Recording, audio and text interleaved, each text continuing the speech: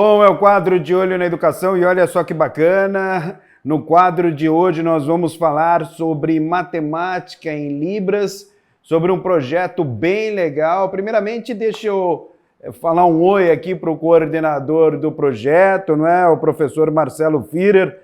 Tudo bem, professor? Prazer em tê-lo conosco aqui no quadro de Olho na Educação. Prazer estar aqui com vocês, obrigado pelo convite. Bom, esse certamente é um assunto muito importante, matemática em Libras. O pessoal de casa, claro que já ficou, não é, curioso, interessado no assunto. Fale um pouquinho sobre esse projeto. O que é, na verdade, esse projeto, professora? Bom, esse projeto, o que aconteceu, esse projeto surgiu de um encontro quase fortuito que eu tive em Belém do Pará com uma professora de matemática, que também é fluente em Libras, a professora Francisca Aglaísa. Inclusive ela se formou agora em Letras Libras. E o ponto de partida foi que eu, na minha ignorância, comentei com ela que eu não vejo nenhum impedimento essencial para jovens aprenderem matemática, jovens surdos aprenderem matemática. E ela chamou a atenção para um fato que me pegou de surpresa, não deveria talvez, mas me pegou de surpresa, que do problema de vocabulário de matemática em Libras. Ou seja, tanto falta de sinais, como sinais muito fora de contexto, tipo quando tinha tradutor do Google há 10 anos atrás, que fazia aquela tradução muito literal, fora de contexto. Assim, totalmente fora de contexto. Totalmente fora de contexto. Então tem um pouco assim, tanto de sinais que faltam, como sinais que estão fora de contexto. E eu fiquei assim muito indignado. Eu falei assim, um país tem que lidar com esse tipo de coisa. Isso aqui não temos que achar algum modo de lidar com isso. E foi interrogando as pessoas. A Aglaísa, a primeira coisa, mas depois confrontando com outras pessoas.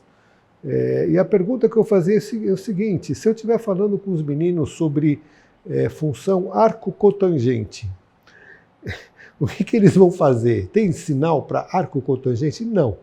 Então como é que vai fazer? Alguém vai soletrar, eles soletram com o alfabeto com sinais, né? E soletra, aliás, muito rápido, a gente não consegue soletrar tão rápido, eles são muito mais treinados em soletrar palavras. Mas e da segunda vez que aparecer arco-cotangente, que você vai falar R-C-O-T-A-N-G-E-N-T-E, as pessoas, assim, a preguiça é um grande motivador humano. Então, assim, na terceira vez alguém começa a inventar algum atalho para isso. E provavelmente vão surgir sinais. Então surgiu a ideia de fazer esse projeto aqui. E a ideia básica era juntar jovens, estudantes surdos de ensino médio que gostam de matemática, para passar algum tempo aqui na Unicamp, lidando com problemas matemáticos, imaginando que eles naturalmente iriam gerar sinais onde eles encontrassem ausência de sinais ou insatisfação com os sinais existentes. Tá? Então foi feito esse projeto, 2 semanas, o tempo é longo. 2 semanas? 2 semanas, o projeto teve do dia 16 ao dia 27 de janeiro. Bastante tempo, né? É um tempo longo, eu acho que foi uma aposta correta. Eu acho que essa interação, elas levam tempo para acontecer. Você quer que tem uma coisa, eles precisam mergulhar no assunto. Então foram 2 semanas, ficaram hospedados aqui na casa do professor visitante, que é um hotel que existe dentro do campus da universidade. Vieram jovens do estado de São Paulo, do Rio de Janeiro, do Paraná, Pernambuco e Bahia. Várias regiões. De várias regiões, vários estados, várias regiões. Infelizmente, teve 2 que nós selecionamos também do Belém do Pará, acabaram não conseguindo chegar.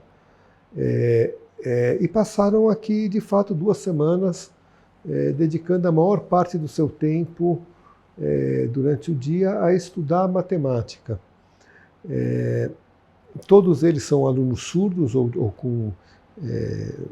a maior parte deles, de fato, com surdez profunda, ou seja, não escutam nada. O dia a dia deles, durante os dias da semana, era um dia, de fato, de trabalho em matemática. Eu começava com alguma pequena aula, explicação de alguns conceitos. Nós fizemos um recorte temático, nós escolhemos trabalhar geometria, Geometria do plano. Geometria, olha só. Geometria do plano foi uma escolha, poderia ter sido outras, mas se mostrou uma escolha adequada por vários motivos. Se tiver interessado, depois eu posso explicar. E a dinâmica era assim, de manhã cedo, 8 horas da manhã aqui, muito pouca apresentação de conteúdos, muita pouca explicação. A maior parte do tempo eles tentando resolver problemas,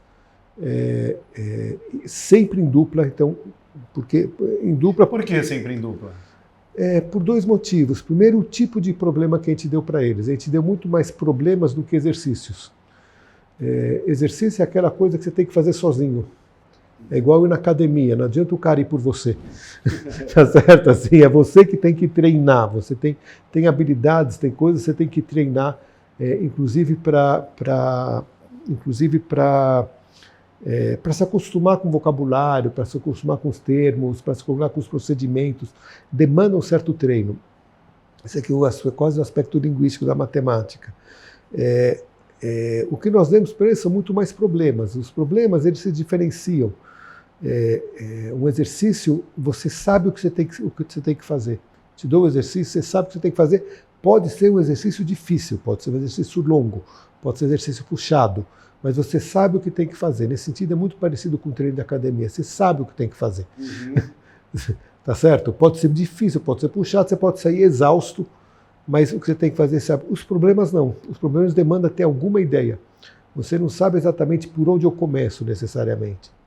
Então, problemas dentro da tradição matemática, não só na tradição matemática, mas é muito evidente na matemática, eles são muito propícios para conversar a respeito, trocar ideias e procurar caminhos juntos. Então, esse é o objetivo de trabalhar em duplas, que é o objetivo matemático. Agora, tem o objetivo de Libras. Se eu quero que eles sintam falta de vocabulário, como é que vai surgir essas situações? Eles conversando a respeito. Se eles não conversarem, não vai surgir essa falta. Tá certo? Essa falta surge a hora que você quer comunicar com o outro. Então, trabalhavam o tempo todo em dupla, continuavam trabalhando depois do almoço, e mais para o final de tarde eles expunham perante os colegas as suas soluções. Tinham uma seleção diária, quem vai apresentar, qual dupla vai apresentar qual problema, e discutiam no final do dia os novos sinais que tinham nascido ou que estavam por nascer. Tá?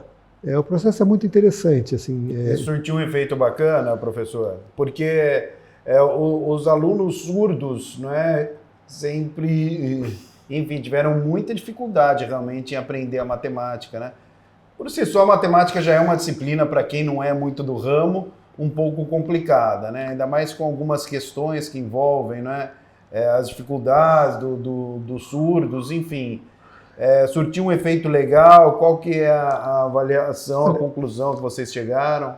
Olha, primeira coisa, assim, do ponto de vista de matemática, foi um evento muito bacana, porque nós não tínhamos pressão de conteúdo, de cumprir conteúdo, de passar a matéria. Essa preocupação não existia. A preocupação é de ser uma coisa que seja matematicamente relevante. Matematicamente relevante é, de fato, você aprender a lidar com problemas, lidar com as coisas, as situações que você não sabe como resolver e pensar como encontrar. Essa é uma das coisas mais importantes que se faz em matemática. Tá? É aprender a encontrar soluções para entender problemas e depois tentar encontrar soluções para os problemas. Isso aqui é um tipo de habilidade que transcende muito a matemática. Tá? Aliás, boas partes dos problemas, tanto em matemática quanto na vida, uma etapa importantíssima para você encontrar uma solução. Antes de tudo, você entender de fato qual é o problema de verdade. Porque nem sempre a formulação primeira ou a leitura primeira você entende de fato o que eu preciso, o que é difícil, o que eu preciso obter aqui. Então, isso aqui teve muito sucesso. E teve muito sucesso, eu acho que inclusive em termos de geração de sinais. Tá? O processo era muito interessante. Geralmente tinha alguém que trazia alguma proposta de sinal, e outros iam sugerindo incorporar outros elementos de outras palavras. Tá? Um dos primeiros sinais que eles geraram não tem nada a ver com matemática, tem a ver com um robozinho da Unicamp, que a gente usava para filmar as aulas. Então, eu não sei fazer o sinal, tá? Eu não sei Libras. Sei palavras isoladas. Então, é um sinal que eles inventaram que incorporou alguns elementos do sinal que existe para robô, algum elemento do sinal de câmera e algum elemento do sinal da Unicamp. Então, tinha esse processo, que era um processo, na imensa maioria das vezes, você via que era um processo harmonioso. Tá? Você evidencia que ele, na maioria das vezes, era harmonioso, porque teve um evento que, de fato, foi um processo de uma discussão muito séria. Eu entrei na sala, era óbvio que eles estavam discutindo, ou seja, ninguém estava conversando, estava todo mundo falando ao mesmo tempo. Tá certo? Assim, é visual, para nós que somos ouvintes é diferente, é visual, mas você via que estava discutindo, e você via que estava o equivalente do gritar, ou seja, falando de modo exaltado. Né? No mesmo quando a gente fala exaltado, a gente fala com voz mais alta, eles falam com gestos e movimentos mais amplificados. Né? Mas, de modo geral, foi... Eu acho que foi muito significativo. Muito significativo. Existe a possibilidade de fazer novamente, professor? Porque esse foi um projeto inédito, né? Até onde nós sabemos, ele foi um projeto inédito e é uma necessidade que não é só da matemática. Eu tenho certeza que em outras áreas... Mas não tenha dúvida, é que eu estou conversando com você que é professora de matemática, né? E a oficina, obviamente, que foi sobre matemática. Mas você tocou num assunto realmente extremamente importante, porque, na verdade, não é só na matemática que há essa necessidade de fazer uma oficina, enfim. Então, eu acho que um dos objetivos de nós fazermos esse evento é quase como um piloto, mostrar a viabilidade e conclamar, antes de tudo, as autoridades educacionais a realizarem esses eventos com regularidade. Com certeza, as secretarias de Estado de Educação podem realizar eventos desses em todas as áreas, com regularidade, todo ano, tá certo? Talvez municípios grandes, como Campinas, também tenham condições de realizar eventos desses. E foi pensado como um projeto de baixo custo. Tá? Quer dizer, na realidade, o custo que teve aqui foi a hospedagem dos meninos. Tá? Por uma série de circunstâncias, acabamos hospedando ele aqui no hotel da Funcamp, a Casa do Professor Visitante, que é um hotel muito bacana. Mas com certeza e foi muito bacana para eles, assim, eles curtiram muito a piscina, tá? A piscina foi muito legal para eles. Faz parte. Tá? Né? Faz parte, foi muito legal. Também não é só estudar, né, professor? Não, pegar uma piscininha nesse calorão que está fazendo aí não é má ideia, né? Não, eu acho que a interação social deles... Eu acho que não só faz parte, como é fundamental. É fundamental, é parte dos objetivos. Assim, esse aqui não é o primeiro evento que eu faço nesse molde de 2 semanas, e a gente tinha plena ciência disso, que eles passarem o final de semana juntos é importante. O final de semana, eles são adolescentes, o final de semana é onde se sedimenta as amizades, é onde você tem esse momento para de fato estar junto, sedimentar, aprofundar as relações. A gente tinha jovens do Brasil inteiro, né? Eu até falei, olha, eu vou ficar contente se daqui a um tempo, os pais, boa parte dos pais estavam muito receosos de deixá-los vir para cá. Nós tivemos várias reuniões com os pais, muitos deles é a primeira vez que saem da cidade, cidades pequenas. Tanto assim, os pais têm receio de deixar, inclusive, gente de 16, 17 anos sair, 16, 17, 18 anos sair, ainda mais eles que têm uma vulnerabilidade maior, tá certo? A dificuldade de se comunicar de fato uma coisa séria.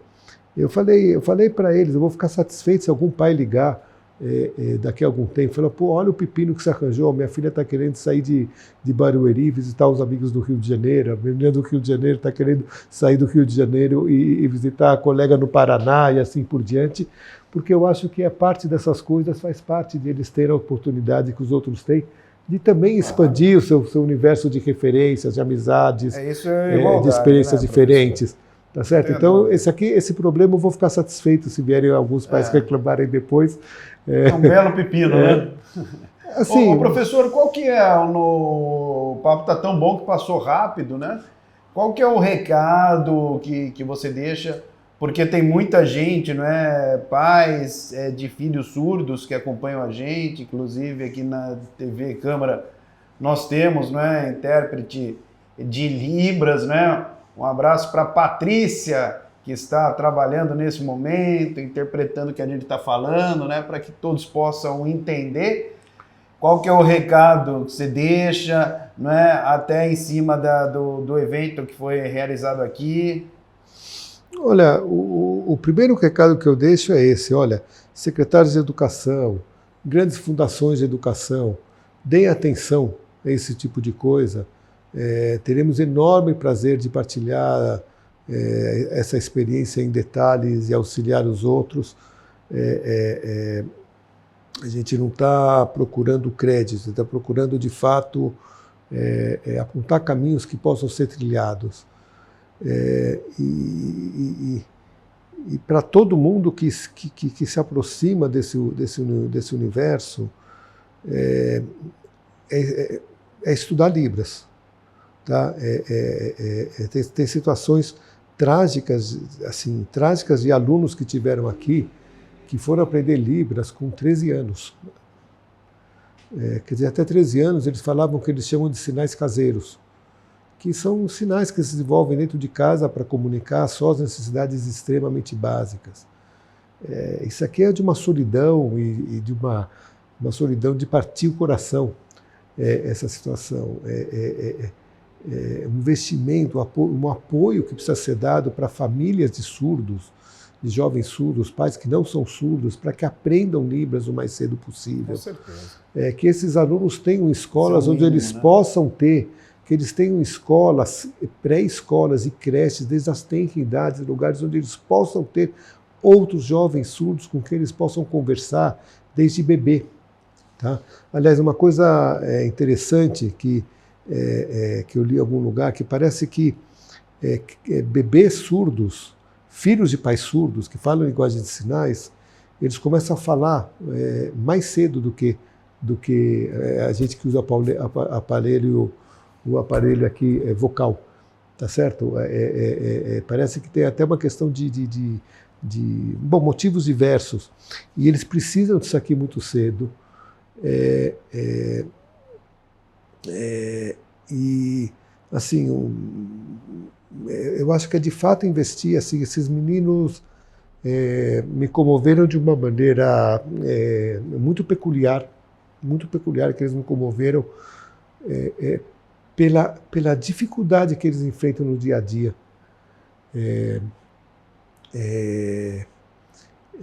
E de fato, assim, prestemos atenção a esse universo. Tá? Prestemos atenção nesse universo, não